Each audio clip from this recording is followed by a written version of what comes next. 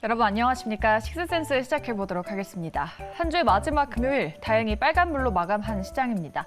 오늘은 환율이 추가적으로 빠지면서 코스피 시장 안에서 외국인과 기관의 대량 매수가 들어왔고요. 다만 이 수급이 반도체주, 삼성전자와 하이닉스 쪽으로 쏠리는 모습이었습니다. 코스피는 1% 넘게 강세를 보였고 코스닥 지수는 셀트리온 그룹주가 어제 오늘 지수를 받쳐주고 있죠. 코스닥도 강보합을 유지하면서 마무리를 했습니다. 사실 지수는 상승했지만 하락 종목 수가 오늘은 우세한 시장이었는데요. 이 안에서 어떤 전략을 짜보면 좋을지 오늘 두 분과 함께 알아보도록 하겠습니다. 오늘은 정태근 팀장 그리고 하창원 본부장과 함께하도록 하죠. 두 분 안녕하십니까? 네, 반갑습니다. 네, 두 분과 함께 시장의 다양한 이슈 체크해보도록 하겠습니다. 첫 번째 키워드부터 확인해보죠. 네, 첫 번째는 반도체입니다. 간밤에 엔비디아가 급등을 했고요. 그와 함께 엔비디아 향 종목들, SK하이닉스 그리고 이수페타시스가 주목을 받고 있습니다. 어제 상한가 마감했던 한미 반도체도 추가적으로 시세가 나오고요. ISC도 정말 강했습니다. 일단은 반도체 전체에 대해서 장밋빛 전망이 나오고 있는데 오늘 강했던 PCB 업체들의 이제 순환매가 강하게 다음 주에도 나올 수 있을까요? 미국장 종목군들이 꺾이지만 않으면 이런 흐름들이 유지가 될 수 있지 않을까 싶은데. 미국장을 봐야 한다. 그렇죠. 아무래도 지금 이렇게 훈풍이 나왔었던 거는 엔비디아의 신고가 계속 유지하고 있는 것들과 대부분의 기술주들이 상당히 강했거든요. 그러니까 그런 것들이 조금 이어지는 것 같고 또 AI 관련된 투자 얘기가 계속적으로 나오고 있는 상황이죠. 그러다 보니까 거기에 따른 기대감들이 계속 형성이 되는 것이 아닌가라고 보고 있고 업황이 턴어라운드 되는 부분보다는 지금 이제 계속적으로 언급을 드리는 게 생성형 AI 관련된 반도체 부분들이 결국에는 이제 토픽이다. 그래서 항상 그 우선순위를 물어보셨을 때 HBM 관련된 종목군들을 먼저 보는 게 맞다라고 계속 말씀을 드린 게 결국에는 시장에서 관심도가 이런 챗 GTP들이라든지 AI 반도체 이런 쪽으로 계속적으로 관심이 있다라는 부분, 또 최근에 이제 투자 관련된 얘기들도 나오고 있잖아요. 그러니까 그런 전방위적인 부분들이 기대감을 형성을 하고 있다라고 보시면 좋을 것 같고, 기판주들 중에서도 사실상 이제 좀 코리아 서키트라든지 이제 대덕전자 쪽이 오늘 좀 강하게 움직였는데 심텍 같은 경우가 지금 좀 안 움직이고 있잖아요. 그러니까 이 기판 쪽에서도 AI 반도체 쪽이 좀 연관성이 높은 게 이제 대덕전자거든요. 그러다 보니까 이 종목 같은 경우는 지금 고공행진을 하고 있고 오히려 전고점도 다 뚫어버린 상황인데 심텍 같은 경우 보시면은 아직 전고점 근처도 못 갔잖아요. 그러니까 이런 PCB 업체들 안에서도 결국에는 얼마나 AI 쪽과 반도체 이런 사업 연관성이 있느냐, 조금이라도 더 있는 기업이 엄청나게 수급이 쏠리는 상황이기 때문에 순환매가 아마 나오긴 나오겠지만 이 속도 부분에선 좀 차이가 있지 않을까. 왜냐면 오늘 만약에 그런 관점이었다면은 신텍도 11% 정도에서 꺾이는 게 아니라 코리아 서키트나 대덕전자나 기타 다른 종목 PCB 업체들처럼 15%, 17%, 18% 이렇게 갔어야 되거든요. 그러니까 그만큼 힘이 좀 약한다라는 거 봤을 때는 아직도 HBM 관련된 쪽으로만 많이 포커스가 되어 있다라고 보시고, 그다음에 이제 만약에 업황에서 좀 순환매 흐름들이 나온다고 한다면 디자인 하우스라든지 이제 이 전공족 중에서 미세 공정이라든지 아니면 각 공정별로 이제 대장주들 위주로 좀 관심 있게 보시는 게 맞지 않을까라는 이 시각은 아직도 유효하다라고 정리드리겠습니다. 순환매가 나오겠지만 속도 부분에 있어서 종목별로 다를 것이다. 디자인하우스나 미세공정 쪽 대장주 위주로 보시는 게 맞겠다고 해주셨습니다.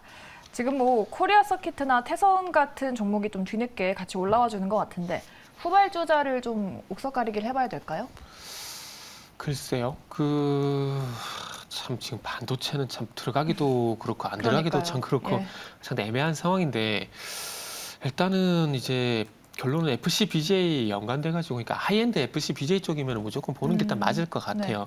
왜냐하면은 일단은 이제 엔비디아에서도 출발을 시작했잖아요. 그래서 엔비디아 같은 게 아시겠지만 AI용 GPU가 이제 생산이 되고 있고, 이 AI용 GPU가 누가 또 이제 생산을 하고 있냐면 아시다시피 TSMC입니다. 그렇기 때문에 지금 이 TSMC의 코어스 패키징 과정에 이 유니마이크로라는 회사가 있거든요. 대만에. 이 회사의 하이엔드 FC-BGA가 현재 사용이 되고 있는 상황입니다. 그리고 이 코어스 패키징 과정에 또 이 FC-BGA를 검사하는 장비가 또 이제 기가비스라든지 또 인텍 플러스일 가능성이 상당히 높거든요. 왜냐하면은 유니마이크론 쪽으로 우리나라의 기가비스라든지 그리고 인텍 플러스가 독점적으로 공급을 하고 있는 상황들이기 때문에 그건 연관성이 있고, 다시 얘기를 원점으로 돌아오게 된다면은 그러니까 결국 HBM이 됐던 이 하이엔드 디램 쪽으로 들어가는 FC-BGA를 만드는 회사들은 볼 수밖에 없는 부분들이고요. 그리고 플러스 해가지고 이제 태성 같은 경우도 왜 뒤늦게 부각이 됐냐면은 이게 지금 우리가 보면은 고성능 반도체가 있잖아요. 그러면 그 고성능 반도체에 쓰이는 이제 고성능 반도체 기판이 있습니다. 그 FCBJ라고 보시면 될 것 같아요. 그러면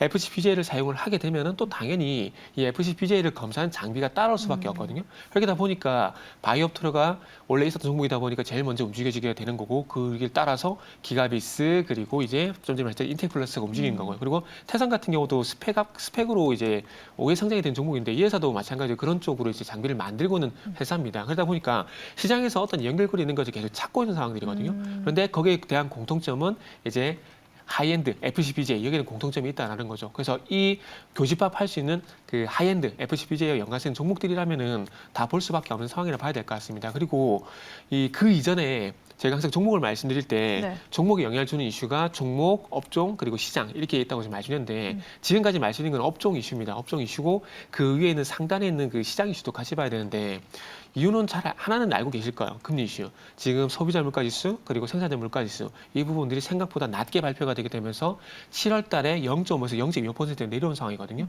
근데 저는 개인적으로 동결한다고 봅니다. 저는 개인적으로. 그래서 이게 좀 기록이 남았으면 좋겠습니다. 그래서 네. 동결 저는 할 거라고 보거든요. 제가 기억을 예. 하겠습니다. 그래서 볼 거로 보고 또 한 가지가 더 있어요. 그 이번에 아시겠지만 베이징에서 그 중국하고 미국 대표단이 만났거든요. 만났는데 거기서 중국의 국가 부주석이 이제 상생을 강조했습니다. 그러니까 화해 제스처를 손을 내밀었어요. 근데 여기에 경제 사절단에 누가 포함이 돼 있었냐면은 인텔 CEO도 포함이 됐었거든요. 그래서 이게 시장에서 어떻게 해석이 됐냐면은 중국이 더 이상 미국 IT 기업들을 괴롭히지 않겠다 이런 식으로 해석이 된 거죠. 그러다 보니까 시장이 갈 만한 어떤 분위기가 만들어졌고 그 속에서 이제 꽃을 피우는 게 지금 반도체라고 좀 보시면 될 것 같습니다. 그러다 보니까 오늘 하락 종목수도 많고 시장이 좋지는 않지만은 IT가 시장을 잡아준 연유가 뭐 그런 부분이라 보시면 될 것 같아요. 일단 반도체 업황 전체적으로 좋게 보고 계시고 하이엔드 FCBJ를 보자라고 말씀을 해주셨습니다. 반도체에 대한 자세한 설명 들어봤고요. 다음으로 자동차 부품으로 넘어가 보도록 하죠. 네, 지금 자동차 판매량도 증가하고 있고 실적에 대한 기대감이 나오고 있습니다. 역대급 호황이라는 평가 속에 부품주의 강세가 나오고 있죠. 특히나 오늘은 현대오토에버, 현대모비스가 강했는데요. 부품주가 이렇게 오른 상황에서도 여전히 저평가라고 볼 수 있을까요? 네, 뭐 저는 그렇게 생각을 하고 있습니다. 뭐 특히나 현대모비스나 뭐 HL만도 이런 종목은 뭐 아직 시작조차 못했기 때문에 사실상 뭐 관심 있게 보셔도 괜찮지 않을까라고 보고 있는 상황이고 뭐 단발성인 뭐 이런 리콜이라든지 지금 이제 또 보행장치 관련된 부분에서 또 하반기에 이슈가 있기는 있을 텐데 그럼에도 불구하고 자동차 섹터는 뭐 이 Q단이 엄청나게 좋잖아요. 사실상 뭐 하반기에는 의견이 상당히 많이 갈리기는 합니다. 왜냐하면 뭐 파업 이슈도 있을 수 있고 지금까지 잘 나왔던 이런 Q단이 잘 움직일 수 있을 것이냐에 대한 부분에서의 뭐 당연히 좀 지속적인 확인을 해봐야 되지만 사실상 현대기아가 1분기, 그러니까 작년 하반기부터 시작해서 올해 1분기까지 상당히 안 좋았다 이제 훅 올라왔는데 그 결국엔 자동차 판매량이 예상보다 굉장히 잘 나왔거든요. 근데 이전의 전망들을 보시면은 자동차 출하량 굉장히 많이 줄어들 거야가 대세였어요. 근데 실상 이게 열어보니까 뭐 국내에서도 그렇고 해외에서도 그렇고 뭐 두 자릿수 이상으로 엄청나게 순항을 해주고 있다라는 거죠. 또 오늘 또 영국 지역에서 전기차 또 확대됐다라는 기사가 나오면서 또 현대기아 또 약간의 좀 움직임이 나왔는데 생각보다 우리나라 자동차 잘 팔립니다. 그리고 2009년이나 10년 이런 금융 위기 때도 우리나라 자동차 출하량 자체는 줄어들지 않았었거든요. 오히려 늘었어요. 그때는 이제 핏단을 잘 유지하기가 어려운 상황이었는데 지금은 친환경 차량 부분이 있다 보니까 아무래도 이전보다 뭐 자율주행이다 뭐다 해서 부품들이 많이 들어가고 경량화라든지 이런 이슈들도 있기 때문에 결국에는 어느 정도 핏단은 유지를 해줄 겁니다. 그래서 그런 부분으로 본다라고 한다면 Q와 P가 동시에 상승을 하거나 아니면 P는 고정인데 Q가 늘어나는 상황이기 때문에 한동안의 실적은 일단 좀 기대를 해볼 만하다라는 거죠. 근데 이제 부품주들 같은 경우 특히나 이제 현대와 기아의 이런 부품단의 Q 물량이 많아진다라는 부분에서 상당히 좀 기대감을 받을 수 있고 또 부품주들에서 일부 종목군들 같은 경우는 이제 1차 벤더 종목군들이죠. 뭐 대표적으로 SL이라든지 뭐 송화이텍이라든지 이런 쪽은 독점적으로 뭐 범퍼레일을 한다거나 아니면 램프 쪽을 독점적으로 한다거나 이런 이벤트들이 있거든요. 결국엔 Q에 원활하게 수혜를 받을 수 있는 상황이고 또 전기차 보조 관련된 이런 장치를 제공하는 업체들이나 친환경으로 전환하고 있는 업체들이 상당 부분 좀 좋은 기조들이 나타나고 있다라는 거죠. 그리고 이제 자동차 부품주들의 실적이 워낙 기대가 되고 있다 보니 52주 신고가 근처에 있음에도 불구하고 외국인 기관의 수급이 상당히 좋은 기업들이 많거든요. 그러니까 수급적인 부분에서도 일단 괜찮은 상황이 유지가 되고 있기 때문에 우리가 이제 자동차 섹터의 흐름들을 볼 때 이제 그 부분에서 변화가 나오는 것만 체크하시면 될 것 같습니다. 큐단이 분기별로 전 동기 대비했을 때 계속적으로 줄어드는 이런 상황이 발생이 되는지 아니면 파업 관련된 이슈가 크게 부각이 되면서 뭔가 생산에 엄청난 차질이 생기던지 네. 이런 이제 이슈들을 조금 체크를 해보실 필요가 있을 것 같고 추세적으로 무너지지 않는다라고 한다면 한동안 강세 기조가 저는 유지가 될 수 있지 않을까라고 생각을 하고 있습니다. 그러니까 이런 리스크라고 한다면은 현대차 노조 파업이라고 할 수 있을 것 같아요. 지금 현대차 울산 공장이 5시간 동안 가동 중단까지 됐다고 하는데 실적이 이렇게 훨훨 나는 상황에서 뭔가 변수로 작용을 하게 될까요? 그게 말씀하신 거에 대답을 좀 우회적으로 대답을 드리자면은 과연 시장이 그걸 신경을 쓸까? 그게 좀 관건일 것 같아요. 네. 그러니까 무슨 얘기냐면은 주가가 좋을 땐 좋은 것만 보잖아요. 근데 주가가 안 좋을 때는 진짜 영혼까지 끌어가지고 안 좋은 걸 보게 되잖아요. 그러니까 예를 들게 되면 우리가 신규 상장주들 같은 경우에 주가가 잘 가게 되면 오버행시 그렇게 신경 안 쓰거든요. 네. 그 보호예수물에 신경 안 쓰거든요. 맞아요. 근데 주가가 안 좋으면은 항상 나오는 학제가 보호예수물량 맞아요. 풀린데 어떻게 될까? 이게 나온 거거든요. 그러니까 현대차도 마찬가지입니다. 지금 이제 현대차가 여기 좀 치고 나가야 사람들이 좀 관심을 가지게 되면서 여기서 좀 시세가 더 붙게 되면서 상승으로 가게 되고 노조 파업에 대한 부분 신경 안 쓸 가능성이 높거든요. 근데 만약에 오늘 이전만 보게 되면 이거 약간 꺾이는 거 아니야? 라고 보게 되면 악재가 뭐가 있지? 노조 파업이 있네? 이런 예. 식으로 연결고려야 되는 거예요. 그러다 보니까 이제 어찌 보면은 그래서 원점으로 다시 와보자면은 그래서 주가의 상황에 따라서 이 노조 파업에 대한 부분들은 조금 이제 변수가 되지 않을까 생각이 들고 네. 중요한 것은 지금 또 반도체가 강하잖아요. 현대차 그룹이 실적 발표할 때마다 약간 시장에서 소외가 좀 되는 게 있어요. 그래서 지금은 파업보다는 좀 상대적인 소외를 좀 소외가 되는지 여부가 좀 중요하지 않을까 생각이 들고 네. 그리고 마지막으로 짧게 한번 말씀드리고 싶은 건 이 저평가에 대한 부분들도 조금은 저는 이렇게 말씀드리고 싶어요. 그 저평가의 함정에 좀 빠지지 말라는 말씀을 드리고 싶은데 주가가 계속 오르는데도 소위 말하는 퍼 기준으로 봤을 때 5배가 안 된다거나 10배가 안 된다거나 이런 얘기를 하면서 저평가 얘기를 하고 있거든요. 예. 근데 그게 영원히 그게 주가에 반영될 수는 없는 거예요. 근데 그런 상황에서 주가가 일정 부분 많이 오르고 난 다음에 주가가 빠지고 있는데 그래도 접하니까 다시 갈 거야. 이게 저평가 함정이라고 말씀드리고 싶은 네. 거거든요. 예를 들면은 작년 같은 경우에 LG노텍이 얘기 되게 많이 했었거든요. 근데 그 종목이 퍼가 10배가 안 됐어요. 실적 이렇게 잘 나오고 퍼도 10배니까 가야 된다 그랬는데 그 이후에 작년 이후에부터 지금까지 보시면은 주가가 빠졌어요. 그렇죠. 근데 그래도 저평가거든요. 그러니까 그게 대표적인 저평가의 함정이라고 생각이 듭니다. 그래서 제가 퍼라든지 PBR 이런 것들을 그 PSR 저는 PSR을 보거든요. 이런 것들을 보지 말라는 것들이 아니라 종목의 추가적인 상승이 뭐 종목을 보실 때 여러 가지 관점들이 있는데 그러니까 한 가지에 매몰돼서 그것만 보시지 말라는 말씀을 드리고 싶어서 방금 이런 얘기를 좀 드렸다라고 보시면 될 것 같아요. 지금 서현이화가 딱 그렇거든요. 네. 그래서 서현이화 같은 경우에 혹시 퍼 기준으로 보신 분들이 계시다라면은 뭐 참고 삼아 한번 보시라고 말씀드릴게요. 네, 뭐 일단은 시장의 투자 심리가 중요하다는 말씀을 해주신 것 같습니다. 부품주에 대한 이야기 들어봤고요. 마지막 키워드로 넘어가 보도록 하죠. 마지막 키워드 원전주입니다. 폴란드와 원전 협력에 대한 기대감이 나오면서 BHI가 어제 상한가 기록하기도 했는데 오늘은 전체적으로 밀리고 있습니다. 이 시장은 제로 소멸로 판단하고 있는 걸까요? 네, 뭐 결과적으로 보면은 그런 것 같습니다. 근데 사실 원전주들이 이전에 이 정책 공약주로 부각이 네. 됐을 때는 이게 연속적인 시세가 좀 잘 나왔는데 이게 아무래도 사업성이 정말 진행이 될 거냐 그리고 이게 이런 얘기가 나와도 한동안에 이 갭이 생길 수밖에 네. 없거든요. 사업 기간 자체가 길다 보니까. 그래서 좀 급등이 나왔을 때 항상 따라가면은 뭐 최근 한 1년에서 1년 반 정도를 보면 발목이 잡힐 수밖에 없습니다. 그래서 항상 원전주들은 저는 급등이 나오면 정리하셨다가 이제 눌리면 다시 사라 이렇게 좀 많이 말씀을 드리는데 네. 이번에 또 이 폴란드에서 이제 MOU 6건에 대한 체결 이슈가 있었죠. 그러다 보니까 장 초반부터 이제 빠르게 차익 매물들이 나왔고 좀 급등이 나왔었던 이제 일부 종목군들 같은 경우 오늘 두 자릿수 하락대가 나왔거든요. 네. 근데 정부에서도 이런 그 원전에 대한 정책을 공식화할 것이냐에 대한 이런 검토들을 하고 있기 때문에 만약에 그런 부분들이 진행이 된다면 한 8, 9년 만에 이제 정책적으로 다시 돌아오게 되고 그러면 이제 가동률이나 뭐 신규 원전에 대한 건설 기조들이 좀 나올 수가 있거든요. 근데 일부 뭐 지금 화면에 나오는 우진도 마찬가지죠. 개척기 쪽에서 4개 독점적인 제품을 공급하는 회사인데 이 회사도 사실상 좀 실적이 잘 나오는 뭐 매출액 30% 이상 공시가 나올 때 항상 요인이 신규 원전을 가동한다거나 아니면 관련된 수주가 늘어난다거나 이럴 때마다 폭발적인 성장이 나왔거든요. 근데 그러한 이 기대감이 있었던 것들이 단기적으로 좀 해소가 됐기 때문에 근데 추가적인 이슈는 충분히 있는 상황이라고 봐서 오히려 눌림목에서 좀 매수를 해보시는 게 맞지 않을까라고 보고 있고 에너지에 대한 이슈가 한동안 좀 유지가 될 거라고 생각을 하고 있거든요.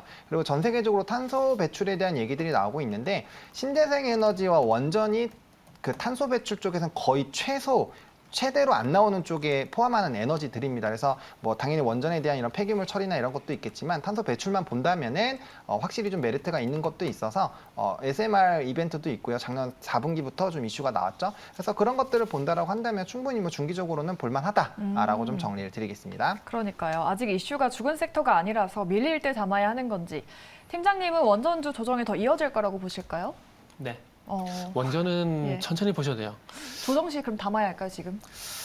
저는 개인적으로 원전 이제 빨라도 올해 하반기부터 보는 게 맞다라고 보거든요. 그런데 조선주 때문에 요새 가서 좀 헷갈려요. 조선주가 원래면 작년에 갔어야 돼요. 지금 조선주가 지금 얘기 나오는 게 지금 그 흑자전환 때문에 얘기가 나오는 거잖아요. 네. 근데 뭐 아마 이 방송에서 나오셨는지 모르겠지만 그 조선의 국모라고 불리신 분 있잖아요. 나오셨습니다. 네, 예. 나오셨어요? 그분 같은 경우도 작년에 그 여러 방송 가가지고 흑자전 얘기 되게 많이 했었거든요. 맞아요. 진짜 주가 안 갔어요. 그때는 안 갔죠. 네. 원래 작년에 갔었어야 돼요. 흑자전에 대한 음. 기대감이라면은. 그런데 이게 시간 이상하게 오래 갔거든요. 그러네요. 이게 참 이게 초점 그래서 이게 시기 얘기하기가 상당히 좀 그래서 조심스러운데 제가 왜 하반기 얘기하고 있냐 네. 빨라도 하반기 얘기하냐면은 아직까지 국내 쪽은 이슈가 될 만한 게 없어요. 지금 뭐 전기 수급 계획 이런 부분에 들어가봐도 아는 것들이고 네. 그리고 가장 중요한 건 우리가 정부가 바뀌게 되면서 탈탈 원전 얘기 되게 많이 했잖아요. 네. 그걸로 인해 가지고 기대감의 상승이 2021년도에 상당히 많이 나왔거든요. 음. 그렇기 때문에 기대감의 상승은 이제 저는 안 나온다고 봅니다. 그러면 뭐가 필요하느냐? 2009년도에 바라카 원전을 수주를 받았던 것처럼 이제는 수주 확정 소식이 저는 나와야 된다라고 봐요. 그렇게 본다면 이제 해외 쪽에 기대할 수 있는 부분들이 두 개는 거의 두 개 플러스 2 플러스 1이라고 좀 말씀을 드릴게요. 이건 존재 조건이 깔리기 때문에 지금 트리키에 같은 경우에 트리키가 지금 1차, 2차, 3차를 하고 있거든요. 네. 1차는 지금 이제 러시아가 로사토니 수주를 받아가지고 이미 건설을 하고 있어요. 그리고 두 번째 같은 경우는 이제 미쓰비시가 틀어지게 되면서 이걸 어부지리로 러시아가 또 받아버렸거든요. 그리고 나서 이제 3차가 이게 지금 그 트리키아가 러시아, 중국, 우리나라 얘기하잖아요. 얘기하는 게 이런 연유라 보시면 될 것 같아요. 그래서 3차가 지금 중국이 원래 수주를 받게 돼 있었는데 이게 지금 운이 따르려면 이렇게 또 운이 따른다고 자국 내 여론이 되게 안 좋아요. 네. 그러다 보니까 이게 어부지리로 우리나라 오게 된 거거든요. 근데 이게 거의 99.9% 된다고 볼 수밖에 없는 게 이게 수의 계약 방식이라 가지고 계약 당사자를 콕 찍어놓고 이제 계약 그 진행을 하고 있어요. 그런데 이게 지금 예비 탄산성 얘기가 나오잖아요, 내년에. 요게 내년에 가게 되면 IGA라 그래가지고 정부와 협상이 진행될 거거든요. 그게 내년에 확정될 가능성이 상당히 높아요. 그렇게 되면 우리나라 그 소위 말하는 예타가 그때 들어갈 거거든요. 그래서 그 얘기가 나오기 시작하게 되면 이게 수주를 받게 되면 40조 넘어갈 거예요. 그래서 이게 될 거고, 그리고 폴란드 같은 경우도 지금 이제 웨스팅하우스 잡음이 있는데 환선 사장님도 2+2를 얘기하셨거든요. 또 제가 말이 길어지네요. 길어지는데 짧게 할게요. 예. 이제 빨리 끊을게요. 2+2가 이게 했었잖아요. 두 개는 받았는데 나머지 두 개가 지금 폴란드가 어디 줄지 결정을 못했었는데 최근에 와서 이게 우리나라 쪽 살짝 기울어지는 모습입니다. 그런데 이게 4가 될 가능성이 상당히 높거든요. 근데 제가 2+2라고 말씀했잖아요. 폴란드를 만약에 4를 받게 되면은 요게 연결돼가지고 어디가 오냐면 체코의 두쿠바니 원전 1기 있잖아요. 그게 우리나라 쪽으로 가능성이 상당히 높아요. 그렇게 된다라면은 우리나라가 그 정부에서 얘기했던 100조 있잖아요. 그거를 받을 가능성이 상당히 높습니다. 그래서 지금 거의 그쪽으로 보는 게 맞고 사우디 같은 경우는 아마 저는 개인적으로 안 될 가능성이 높다고 봐요. 이건 예전에 트럼프 정권 때도 사우디 쪽에 원전 수락 그 원전에 대해서 동의를 안 했었거든요. 이스라엘 문제 이런 것 때문에 그런 게 있고 그다음에 루마니아 이제 영국 같은 이런 것들이 비밀 협상이 진행되고 있는데 그런 것도 이제 약간 좀 수면에 올라와야 그때 가서 되니 안 되니라는 얘기를 좀 할 수 있을 것 같아요. 그래서 제가